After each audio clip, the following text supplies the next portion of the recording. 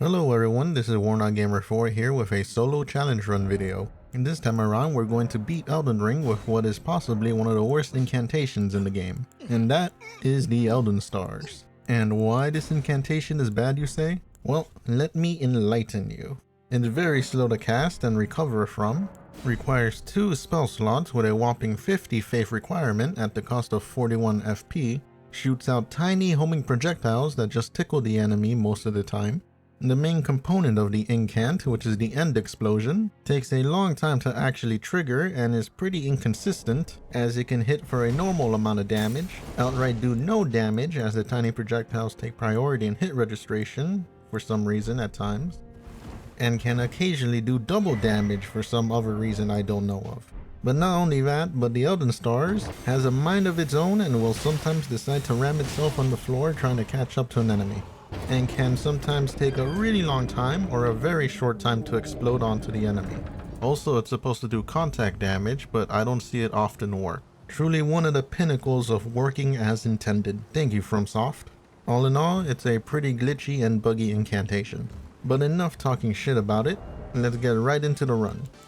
We cheat engine in my main source of torment for this run, as the spell can't be obtained till we reach Deeproot Depths. Now we go off and collect the essentials for the run, and that's the Dectus medallions, extra memory slots for the incantations we're going to be using, and get the faithful canvas talisman at the Celia Crystal Tunnel, disgusting looking things, the jellyfish shield for the damage buff, make our way over to the Frenzy Tower the safe way, in order to get the Haligtree for some damage buff at the cost of us taking more damage, then make our way over to the lift to head into Volcano Manor's prison town in order to get the Erdtree seal, grab the Faith Knot crystal tier, grab a few upgrade materials for the seal, farm and start selling the runes I got from grave robbing. Then I head over to the Artist Shack at Limgrave to get the Incantation Scarab, as it reduces the FP cost of incantations by 15% at the cost of reducing our defense. This makes the Elden Stars cost 35 FP instead of 41 right now, and only a madman such as myself shall be wearing this. Now we go and get the Two Fingers Heirloom, as well as the Golden Vow Incantation, as it can stack with the Haligtree. And after cheesing the invader off the cliff, we level up our faith all the way up to 45. Now the suffering may commence. Also, I forgot to mention that the tiny stars that it spews out have a high chance of missing as it gets closer to the enemy. Probably one of the few upsides is that it has pretty good range because of the duration, but it's pretty slow. With the tree avatar going down, we get the Holy Shroud and Cracked here. And after taking down the invader near the start of Caelid, we get the Sacred Scorpion Charm. Man, good thing NPCs sometimes forget that there's literally a shooting star coming right at them.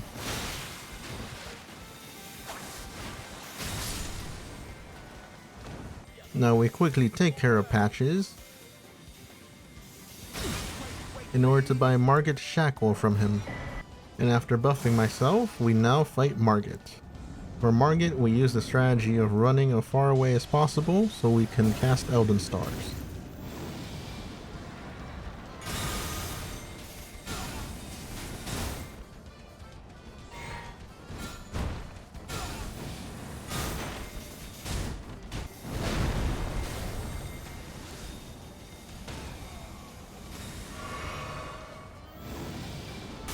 Not good damage, but also not bad for now. The fight against Margit took about 2 minutes and 58 seconds. And I also died one time. Now we make our way through Stormveil Castle, causing as much friendly fire incidents as we can. And now we fight Godrick by, as you guessed it, staying far away as possible and casting the incantation. Yeah, this is pretty much going to be the trend against some of these bosses for a while.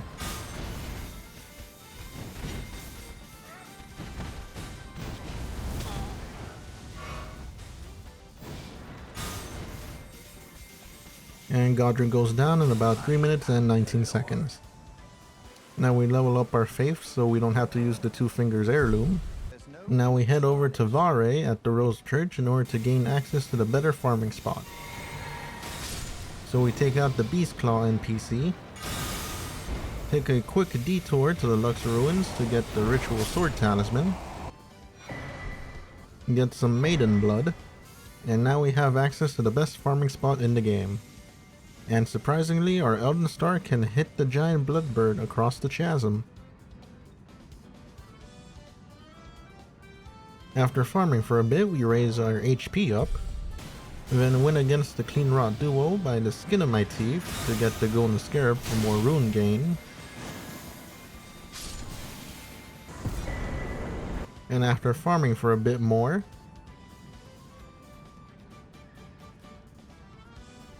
I level up my Vigor, Mind, and Faith. Now I try my luck against the Godskin at the Volcano Manor. Had to retry 7 times against him, as I would get obliterated because of my low vigor and the arena obstacles.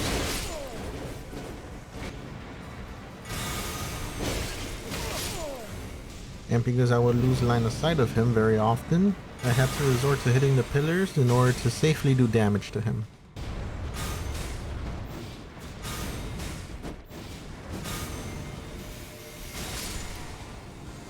Tell me, FromSoft, why is there a little lip here that I can only get up at a certain angle? Anyways, we get the Somber 7 Smithing Stone, along with 8, 9, and Somber Ancient Dragon Smithing Stone, so we can upgrade the seal to +10. With that done, we now make our way over to Raya Lucaria, watch the red doggo hop around the Elden Stars as if it was playing with it,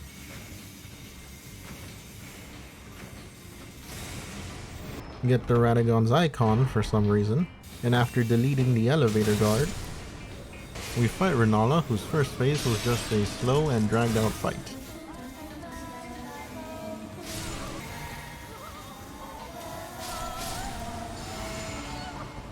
For the second phase, we used a ranged playstyle in order to fight the boss, which is pretty much finding gaps in her magic spam in order to send out an Elden Star.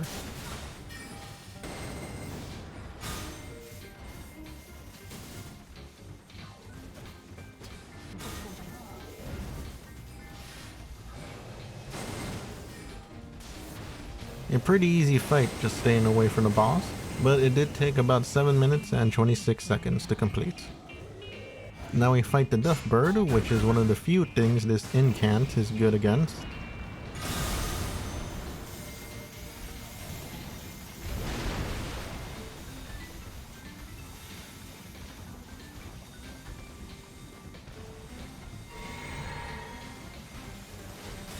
So we can get the Red Feathered Branch Sword Talisman.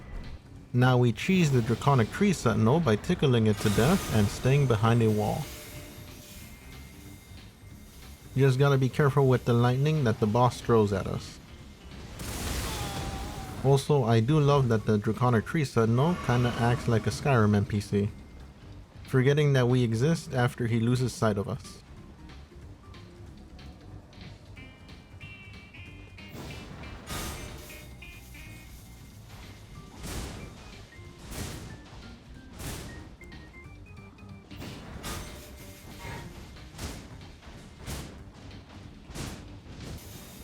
And with the final exchange, we both go down,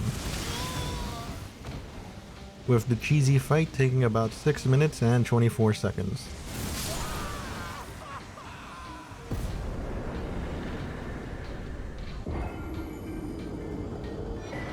Now Phantom Godfrey is up next, who we just simply shoot stars while running away. A very simple fight, surprisingly. I was expecting more dodging from the boss.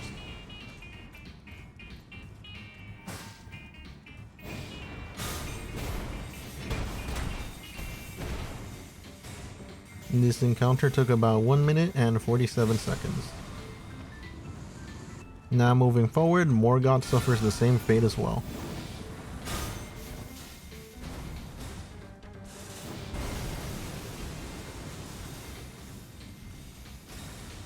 Also, a quick little note.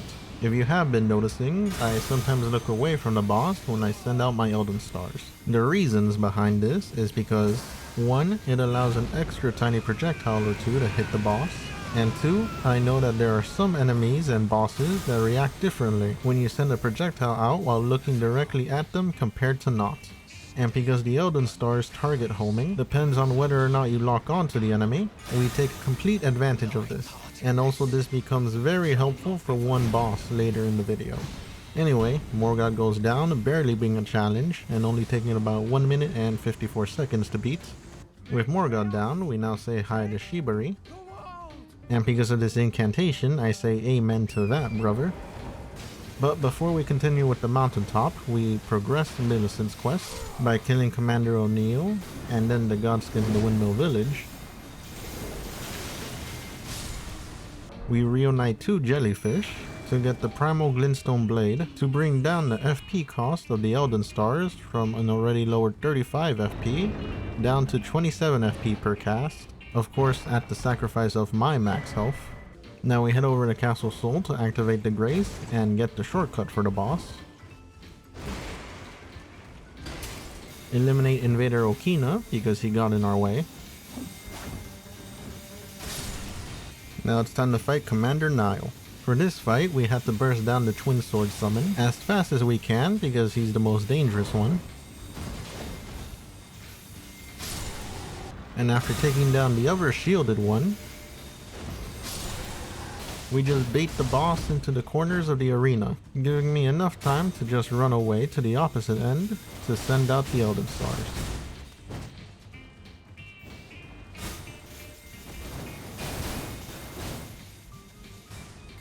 The fight took about 7 minutes and 13 seconds.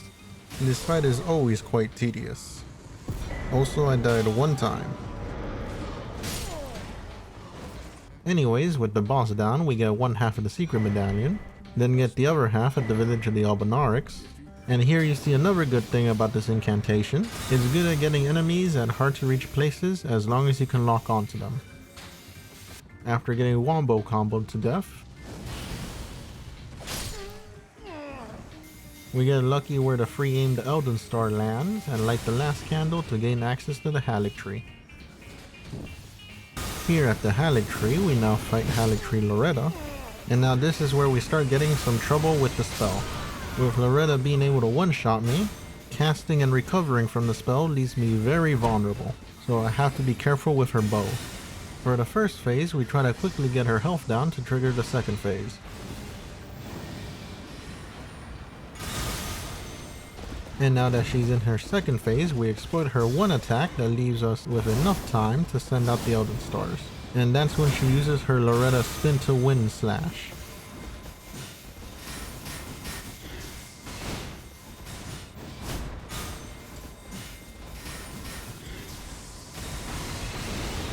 And after falling off her horse and breaking her back, Loretta goes down in about 6 minutes and 51 seconds. And I also died 2 times.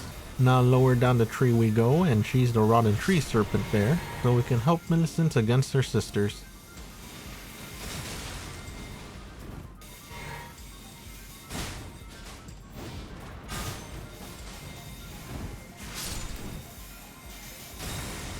Now witness my kneeling T-pose gallery. With that display of power, he gives us the Phlox Canvas Talisman. And after getting the Haligtree Roots graced, we start to make our way into the Lindale sewers, where we get pissed on by a lobster, get Mohg's shackle, to quickly take care of the fake Mohg by staying far away from him,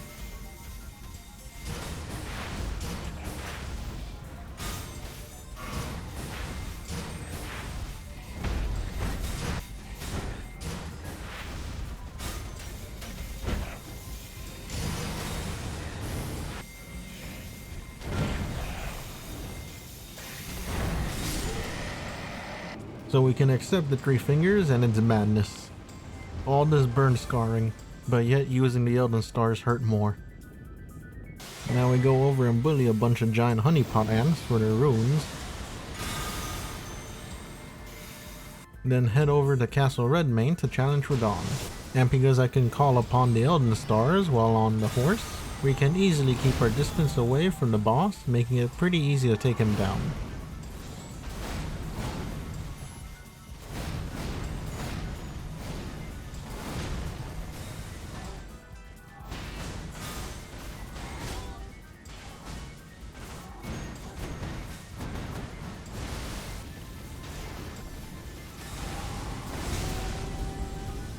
Radagon goes down in about 3 minutes and 44 seconds. With Radagon defeated, we go and start to duplicate his remembrance for runes later.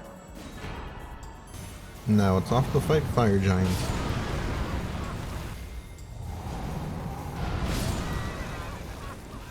Fire giant, being quite the chunky boy in the health department, takes a bit to take down.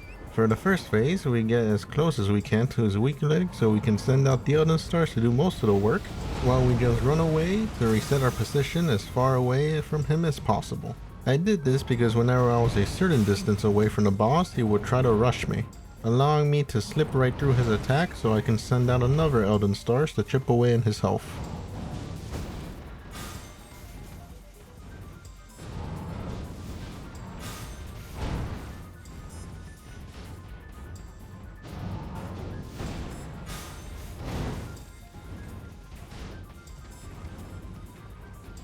For the second phase, we stay on foot and try to bait out his longer attacks to safely use the incantation.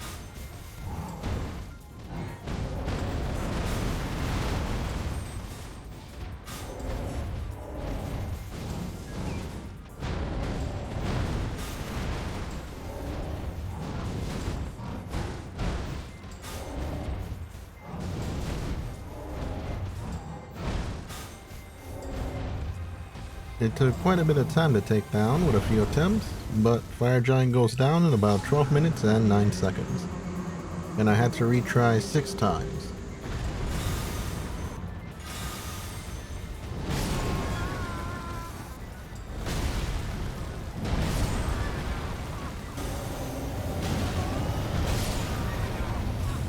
With Fire Giant down, we now become one with the fire. Now we level up health. And now it's time to fight everyone's favorite and totally well-balanced boss, the Godskin duo.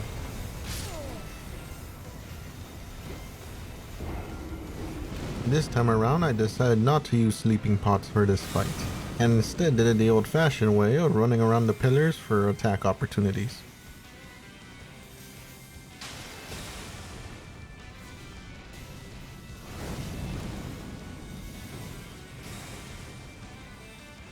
When we reach any of their second phases, we use the broken pillars to our advantage because whenever the character kneels, it places us low enough to use the pillar remains as cover to safely send out the Elden Stars without getting fireballed to the face.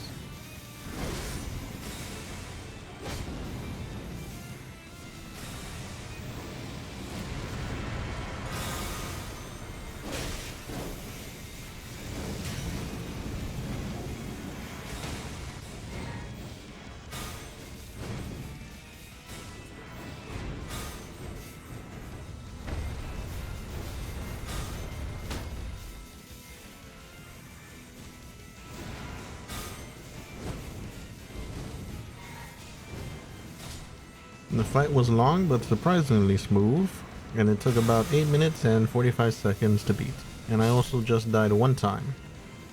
With the Godskin duo gone, we go and bully a bunch of annoying birds, then take out the Draconic tree sentinel guarding the boss fog,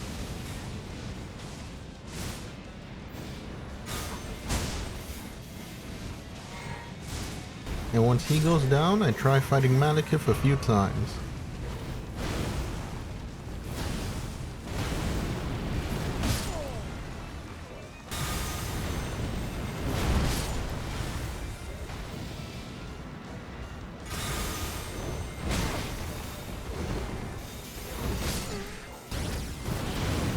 I realized that our damage won't cut it, so it's now time to farm for an extreme amount. And by extreme amount, I mean over 14 million runes. And boy, let me tell you, it took a really long time to do. Just so we can reach the hard cap amount of 80 for both faith and intelligence. Because we are now switching our seal to the Golden Order seal, which with the stats that we have, the incant scaling goes up to 390. Which is nearly a 100 scaling value difference compared to what we were using up until now. We got the Haligtree talisman. We also go and activate Godrick's Great Rune.jpg. And after doing a bit of casting speed testing, I've come to find out that it's not worth investing a talisman and weapon slot to max out our casting speed because it'd be a minor benefit. Now it's time to fight Maliketh. And by fight Maliketh, I mean die a multitude of times against the boss. The sheer amount of frustration I felt while fighting Maliketh. Being overloaded for this fight only helped a tiny bit. Call my failed skill issue, but having 80% damage resistance to Holy, along with the slow casting speed of the incantation, and also combining Maliketh being a fast-paced boss, really made this fight as annoying as it is. But with each death I learned which attacks are dangerous, semi-safe, or completely safe to retaliate.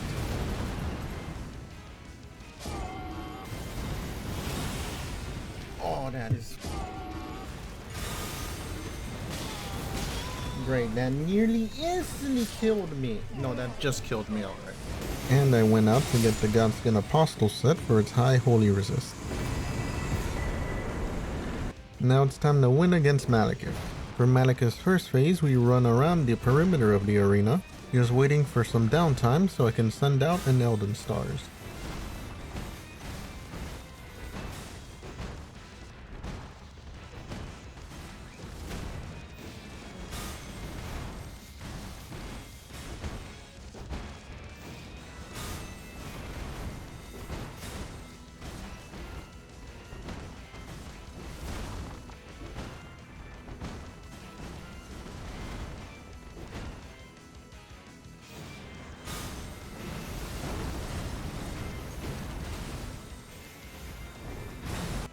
Second phase Maliketh was annoying to deal with.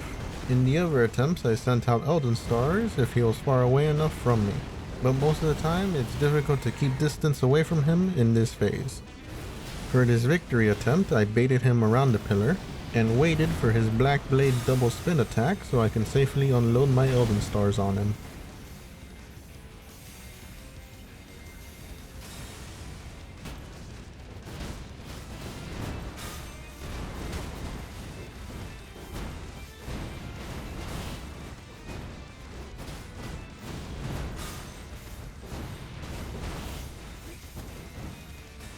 And after nearly running out of all of my flasks, Maliketh goes down, with the fight taking about 23 minutes and 14 seconds.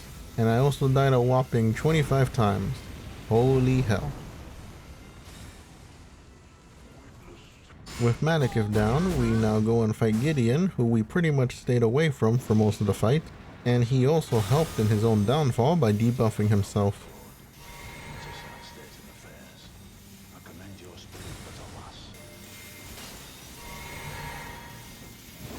With Gideon eliminated, we get his scepter, so we can start debuffing the enemy's holy resistance.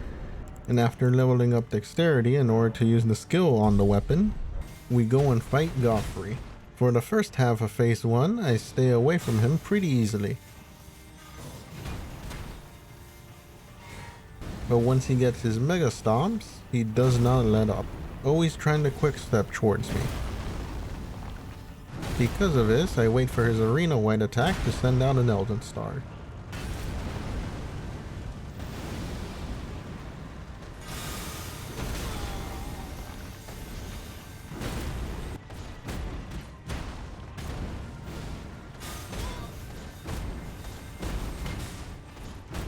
For the second phase, we wait until he uses his slower attacks,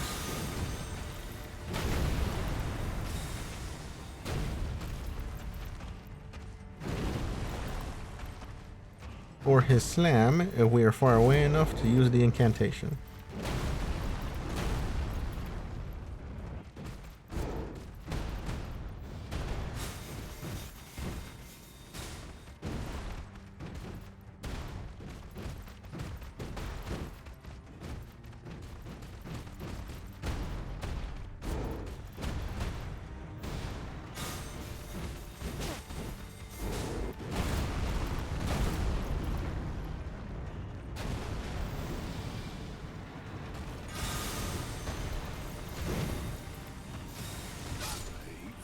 And after receiving one final tickle, Godfrey goes down in about 16 minutes and 53 seconds.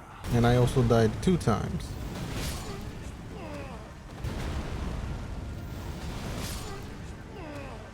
With Godfrey down, we now have access to the final boss. But we're not finishing the game just yet. We still have to go and fight Malenia. Now remember earlier in the video I said that some enemies act differently when your character is directly looking at them compared to when you're not facing them? Yeah, Malenia suffers from this. As long as we don't face our character towards her when we send the Elden Stars out, she will not dodge the flurry of projectiles getting sent at her. Doing this made her first phase incredibly easy. She didn't even waterfowl dance once.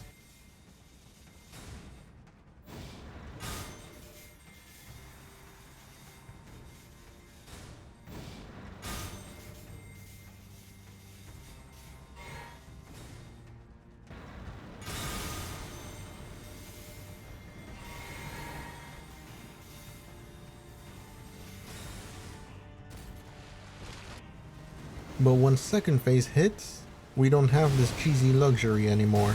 Now it's time to fight her normally. And by that I mean wait until she does one specific move, which is her slam attack, so we can cast the Elden Stars.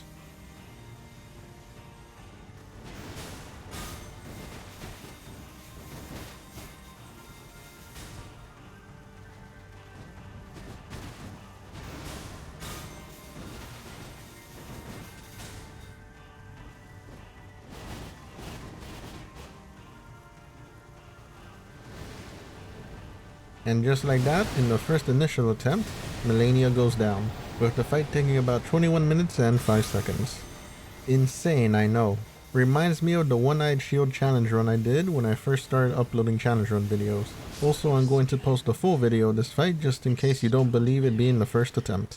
But I will say though, I got really lucky with the double hits of the Elden Stars explosion for Malenia's second phase.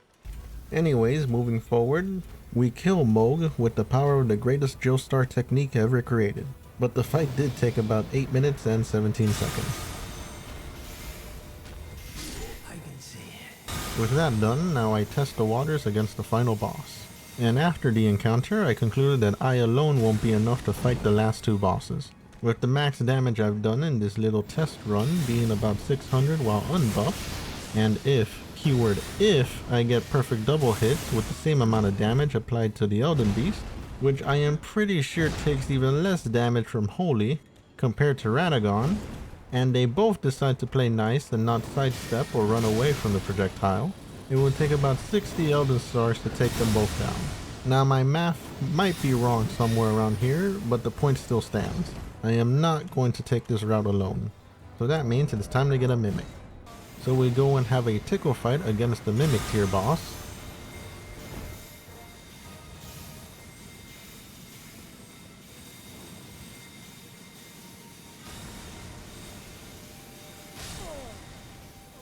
Get the Mimic tier Ash. Go get the Ghost Glove Ward Bells. Also helping Ronnie in her quest so we can upgrade the Mimic.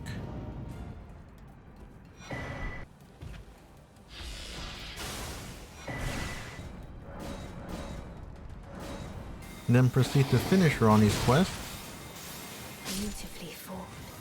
And pretty much delete Estelle.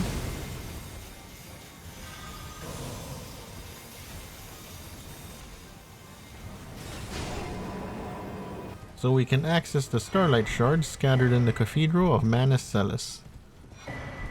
Go and get Lord's Divine Fortification. Equipping that and Erdtree's Heal. I take a look at my build. Pop a Rune Arc, switch a Talisman near the beginning of the fight, and then die tragically. And now we try this again, for real this time.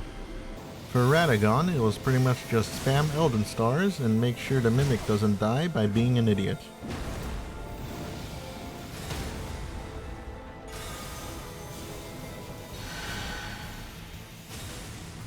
You know, there's something majestic about seeing two Elden Stars active at the same time.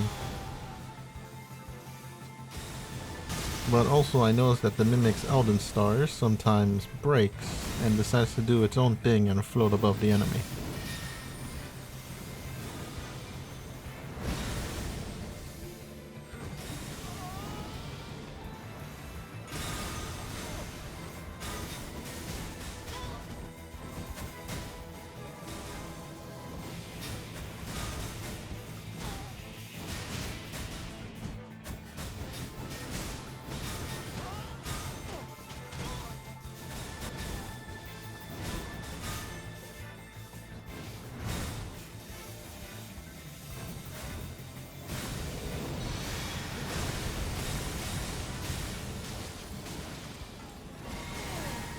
And after about 11 minutes, Radagon goes down, and now it's time to fight the Elden Beast.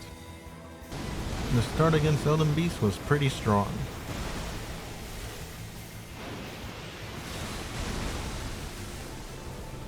Afterwards, damage was just slow, but things were going pretty well. You just gotta keep the Mimic alive.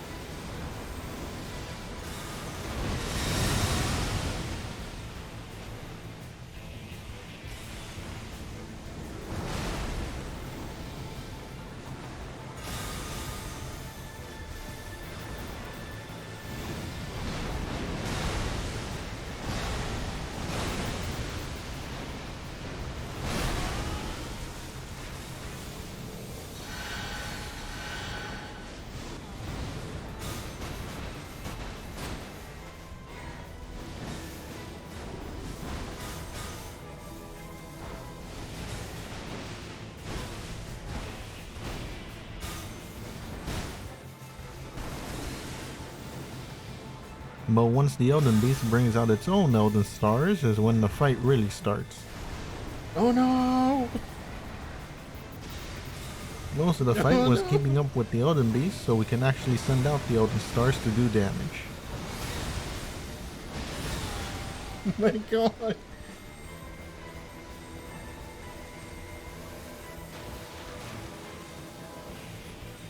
The thing is still fucking following me.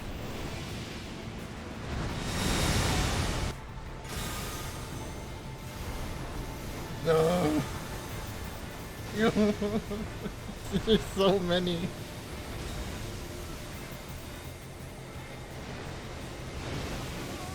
Oh, Mimic's a trooper though. Mimic's a trooper. Okay, Mimic's getting fucking absolutely demolished. It also got to the point that I ran out of blue flask and had to start using starlight shards.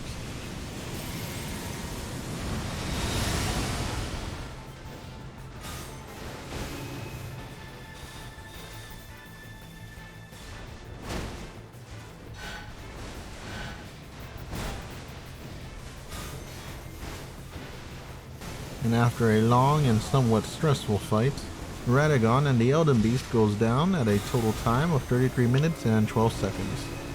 And I also died one time.